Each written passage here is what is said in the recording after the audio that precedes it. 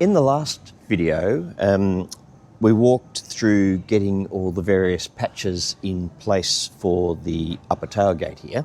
And we'd gone through and they're all just very gently tacked in. In fact, I tacked them in from the rear using the MIG. And then the next process that I've been going through in parallel is basically to now weld the patches in, to finish the tacks and to weld them in. And I thought this is probably as good a time as any to walk you through the process and what I'm doing, and then I'll continue to finish the job. For starters, it's probably worthwhile if we walk through a couple of the logistics about how I'm doing it and the process I'm taking, just so you can get a bit of a feel of what I've been doing. So if we look behind here, basically I whipped up these brackets. These are just nice right-angled brackets, and I whipped them up so I could bolt them to the table here. And that means that it's allowed me to work on the tailgate in an upright position. This is important because when you're trying to weld, particularly when I get to the TIG side of it, you need to be comfortable. You need your hand to be sitting so you can move along quite smoothly. And trying to do this when it's lying flat on the table, you're kind of reaching over and it's a bit of a mess. So what I've done is I've got this set up, and that's allowing me to basically work directly along the top for the most part. Might be a little bit different when we get up to these corners, but it's allowing me to work along. I also mentioned in the last video that I wasn't quite sure whether I was going to be using primarily MIG or TIG or a mixture of both, and it will be a mixture of both. So I've got both machines set up here. We've got the TIG machine and the MIG machine. Something interesting, I've just got a new sound set up on the camera and a plane went overhead, so it's going to be really interesting to see how it's handling the noise. That's more of a curiosity thing, so we'll see when I get to editing. But anyway, back to the important parts. We've got my MIG and the TIG, and so far what I've actually been using, been away for the last week, but prior to that I've done it all in MIG so far.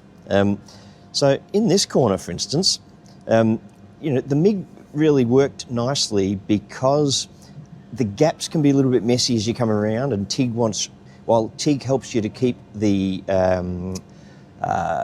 heat down, that's less of a risk here because wherever there's bends, the metal's quite strong. It's not going to warp easily. So I was able to just do stack and tack MIG dots around here, and then I've ground it back, and I'm pretty pleased with how it's come through.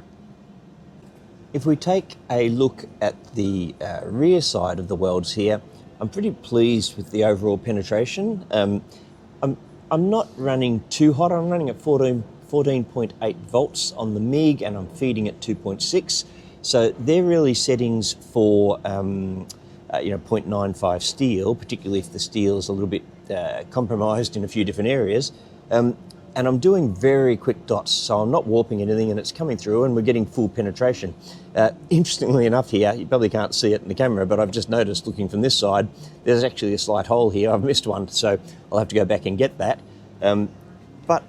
Really, I think that's coming up pretty nicely, and certainly on that corner, the MIG's worked well. If we come back around the front, you'll see that I've done the good old MIG stack and tack along here, and primarily I was planning, I thought I was going to TIG this, particularly as it's got the flat surface here, but getting these patches in these awkward shapes has made it difficult to get a really nice tight fit. Not impossible, but if I look at this part here, for instance, I don't know if we can see it clearly, but this is really quite close, so the TIG's probably going to be quite happy there. But this was a little bit open, I had to get it sitting nicely, so I've just MIG'd this. So what I'll do first up today is I'm going to grind this flat and finish it off. I'll pop a little dot back over here to fill that gap, fill the hole, and then we'll start working on the other ones, probably this one today, I think. And where I've got I've hammer and dollied this down a little bit, so we should be able to get this pretty nice, and I think I'll give it a go with the TIG and see how it all happens. But anyway, that's just a quick update I'll get on to continuing to weld this, and I'll report back before too long and see how we've got on.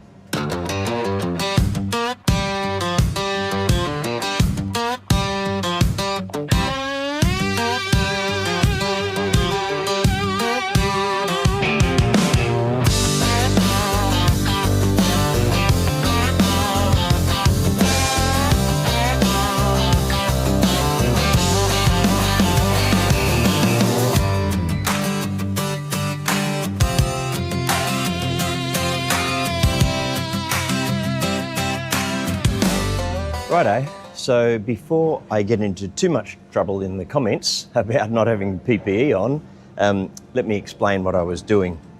So when we grind off the stack and tacks, the MIG stack and tacks, it's very easy to actually leave tiny little pinholes. So by using the old bright LED light, I can put that behind and look through, and I can then see shining through whether I've got any pinholes. And then we need to go back and just touch them with the MIG just to fill them in. The trick being that when I put my helmet on, it's really difficult to line up and see where that little tiny light dot is. So it's easier to kind of line yourself up, get the end of the TIG wire sitting right above where the hole is, and then I just close my eyes, blat, and we're done. And usually, not always, I missed 3 times on this bottom one, but generally you'll just punch it straight into the hole and that's it. So I was closing my eyes, and yes, I didn't have my PPE on, but that's the reason why. The other thing you might have noticed me doing is quite often after each TIG, and I know it was going fast, but quite often what I'll find is I'll hit one tack and then you'll see me cut the end of the MIG wire. And the reason for that is, I don't know whether we'll be able to see this because it's tiny, but if I just hold that up, I wonder whether you can see it. Just in there, you'll see there's a little tiny ball of weld TIG wire at the end. And what that basically I found tends to happen is when you're doing sharp in and out tacks, you end up with a ball of weld, red hot ball of weld sitting on the end of your TIG wire. If I don't cut that off and I try and do the next one, we have to melt that ball of weld before it can do the tack, and it just won't work, it just makes a mess. So basically what I'm doing is, after a lot of the tacks, not every one, but after a lot of them, I tend to just snip that little weld off and away we go. If someone in the comments has some advice here as to whether I'm doing something wrong, because, you know, I reckon 80 or 90% of the time I'm having to cut that little weld ball off. It's not a big deal, but it does make the process quite slow. So if somebody has any advice or let me know how I should be doing it, then please feel free to let me know in the comments.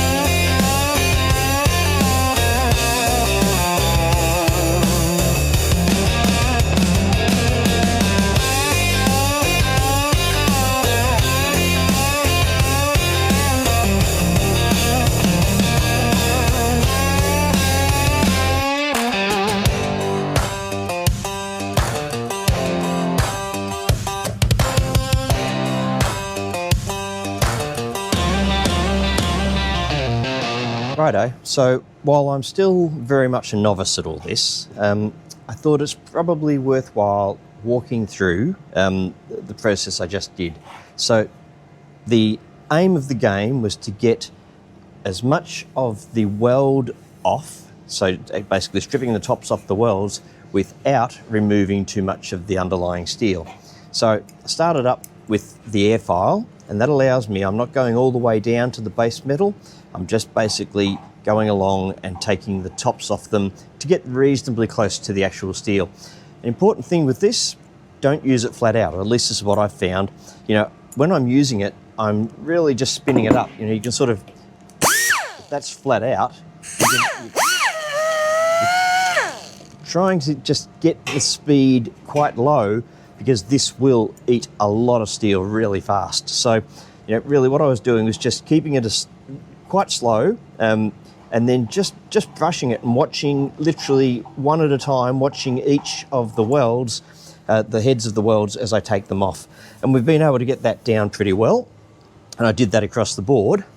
And then I swapped to the just the little die grinder here. So to not be too harsh, this is using just let that plane go overhead, shall we? What I'm using is just an 80 grit 75 mil or 3-inch disc. And again, keeping it quite low in speed, because if you go fast, honestly, that you can chew out the material. What I found, you can chew it out really, really fast. So again, what I'm doing is just following the line and just almost brush strokes all the way along, following the weld. Now, this isn't perfect, I've got most of it off, but what that means, because I haven't damaged the underlying steel, I haven't chewed into it too much, I can come back as a next step, get the dolly back in behind it, and I can actually work it all out. So we'll get it a lot better even from where it is now, and it's not too bad, but I just dolly that out, and we'll do that across the board. So that's the key things. One thing I did also do, this is just an 50 millimeter grinding disc.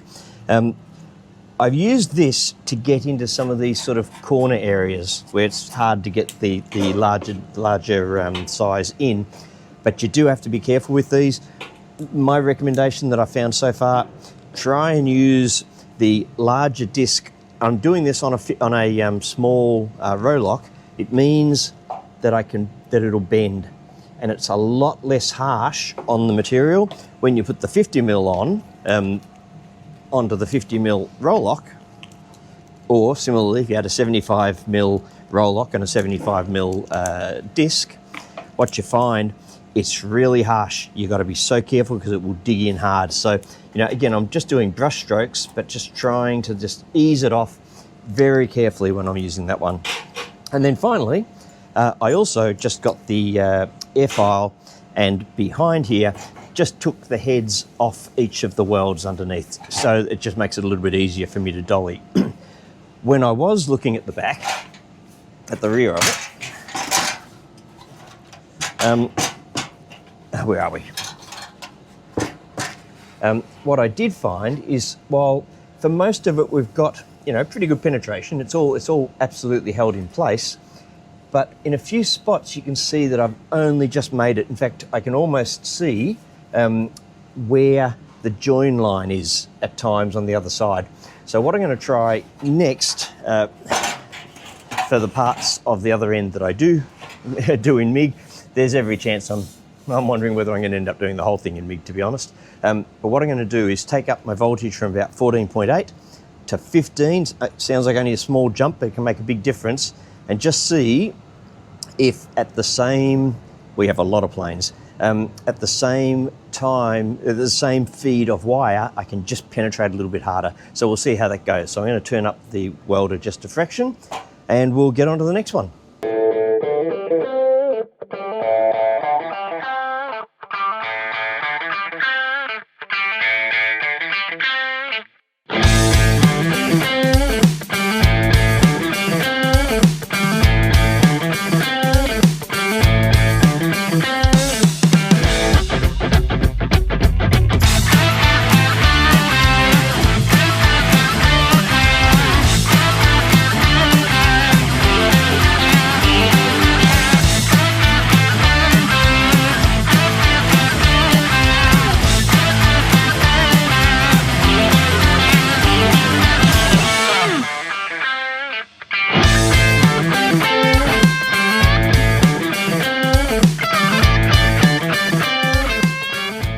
we're done.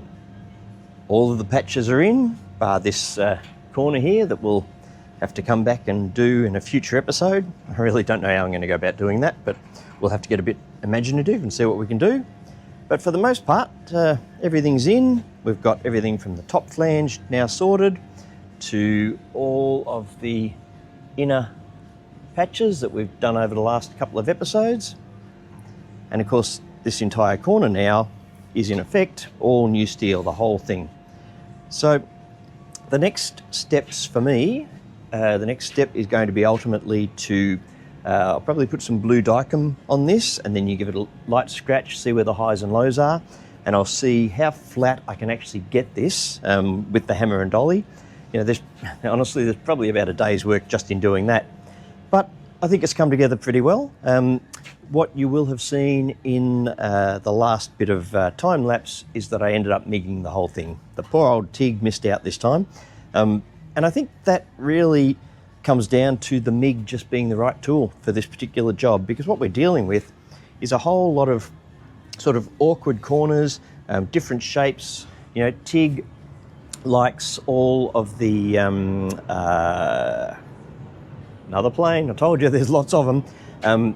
It likes, you know, basically no gap. You want it fitting really tightly. And I did have it, tight in quite a number of areas, but in other spaces where it's not quite the fit, the TIG makes it easier. However, I did find it to be really quite time consuming, just doing, the stacking tacks process. Again, if someone in the comments can tell me if I'm doing something wrong here, but with pretty much each tack, I was having to I literally had my pliers, my cutters in my hand, and as I'd tack it, I would cut the little ball off and tack the next one. So there's a lot of time it takes to do that. I don't know whether there's any way to avoid that or whether that's just the way it goes, but if someone's got any ideas, please put them in the comments. But for now, we've almost got the frame together. I've still got to do this corner, as I mentioned, but I think it's gone pretty well. So that'll do for this episode. I think it's probably the perfect time to finish it. Thanks for following along. Please subscribe, hit likes if you can, and I'll see you next time.